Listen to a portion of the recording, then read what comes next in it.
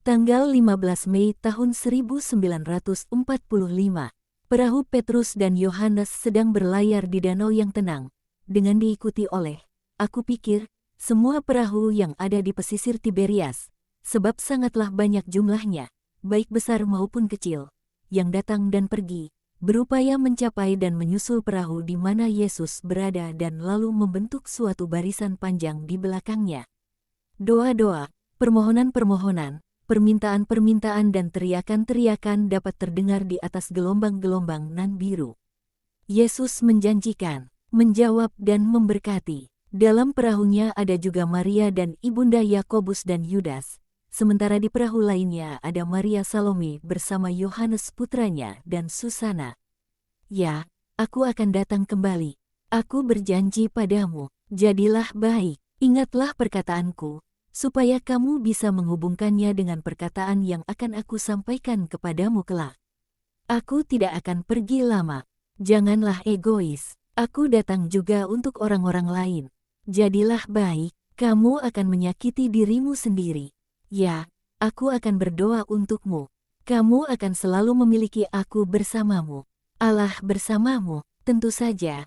Aku akan mengingat air matamu dan kau akan dihiburkan. Kau harus berharap dan beriman.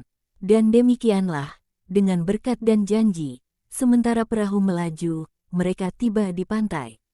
Bukan Tiberias, melainkan sebuah dusun yang sangat kecil, berpenghunikan segelintir orang-orang miskin, rumah-rumah yang miskin papa.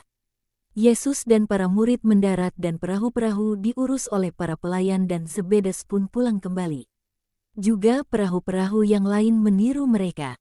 Tapi banyak dari orang-orang yang di dalamnya turun ke daratan dan ingin mengikuti Yesus apapun resikonya.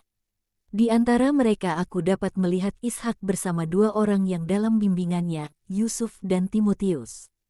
Aku tidak mengenali siapa-siapa lagi di antara begitu banyak orang dari segala tingkat usia, dari yang muda hingga yang lanjut usia.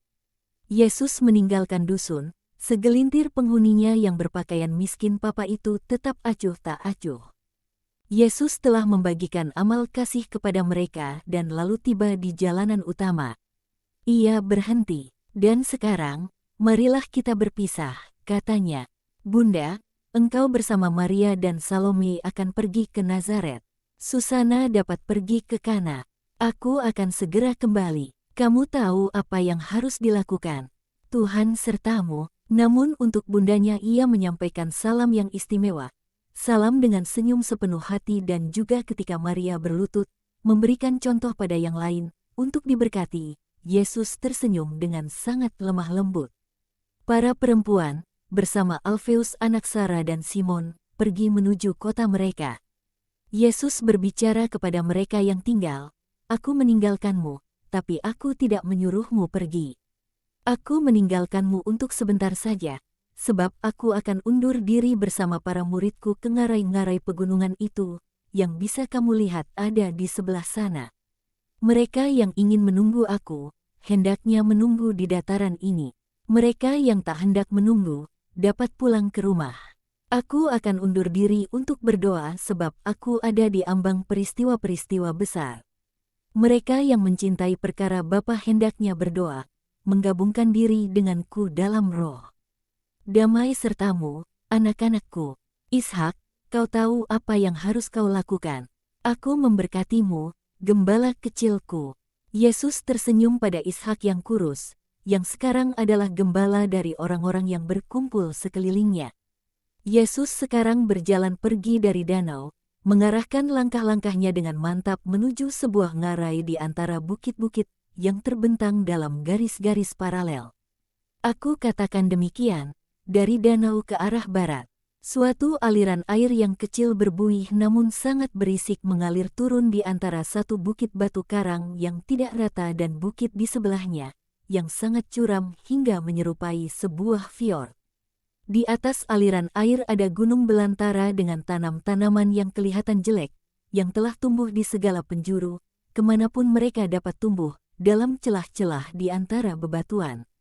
Suatu jalan setapak yang sangat sempit dan curam menanjak ke bukit yang lebih tidak rata.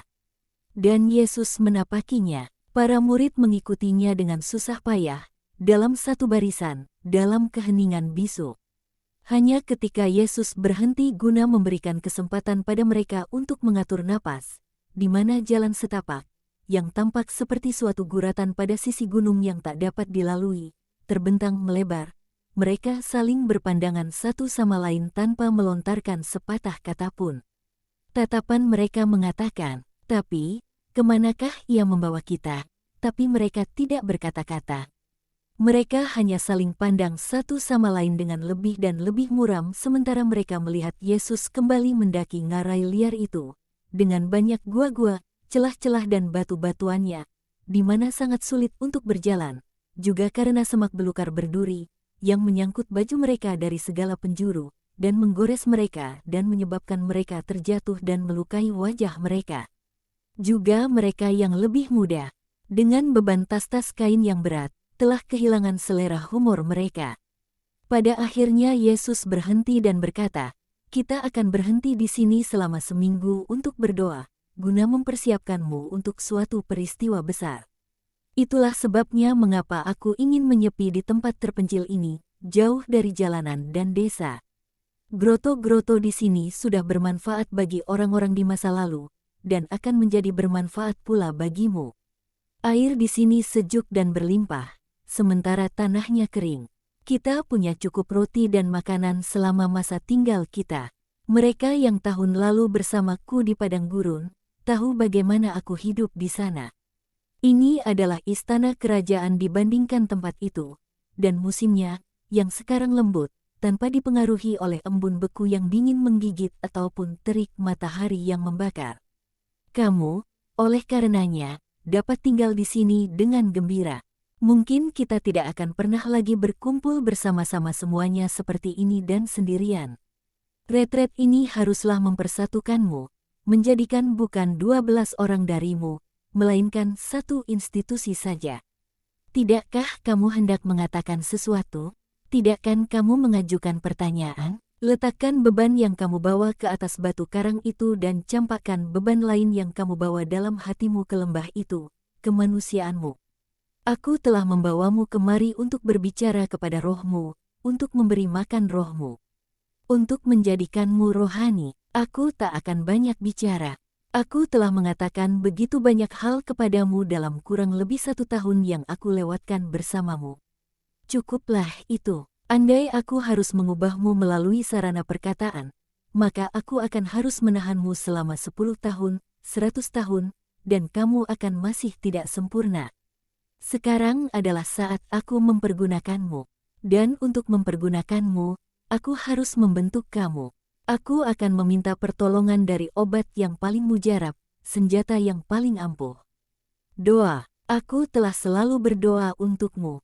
Tetapi sekarang aku ingin kamu berdoa sendiri. Aku belum akan mengajarkan doaku kepadamu, tapi aku akan mengajarkan bagaimana berdoa dan apa itu doa. Doa adalah percakapan antara anak-anak dengan Sang Bapa, antara roh-roh dengan Sang Roh, suatu percakapan yang terbuka, hangat, penuh percaya, hening dan jujur. Doa adalah segalanya, adalah pengakuan, pengenalan akan diri sendiri, tobat, janji pada diri kita sendiri dan pada Allah, permohonan kepada Allah. Yang semuanya itu dilakukan di kaki Bapa, dan doa tidak dapat dilakukan dalam keadaan kacau, di tengah distraksi, terkecuali orang adalah raksasa dalam doa. Dan bahkan para raksasa menderita akibat bentrokan dengan kebisingan dunia pada waktu doa mereka. Kamu bukan raksasa, melainkan orang-orang kerdil. Kamu tak lain adalah bayi-bayi dalam rohmu. Kamu tidak sempurna dalam rohmu. Kamu akan mencapai di sini usia pemahaman rohani. Sisanya akan menyusul kemudian. Pada pagi hari, pada siang hari dan pada sore hari, kita akan berkumpul bersama untuk berdoa dengan perkataan lama Israel dan untuk memecah-mecahkan roti kita. Kemudian masing-masing darimu akan kembali ke grotonya, di hadapan Allah dan di hadapan jiwanya, di hadapan apa yang aku katakan kepadamu sehubungan dengan misimu dan kecakapanmu. Pertimbangkanlah dirimu sendiri, dengarkanlah dirimu sendiri. Buatlah keputusanmu sendiri. Aku mengatakannya kepadamu untuk terakhir kalinya. Dan sesudahnya kamu akan harus menjadi sempurna, semaksimal yang kamu bisa, tanpa keletihan dan tanpa kemanusiaanmu. Kemudian kamu bukan lagi menjadi Simon anak Yohanes dan Yudas anak Simon. Bukan lagi Andreas atau Yohanes, Matius atau Thomas.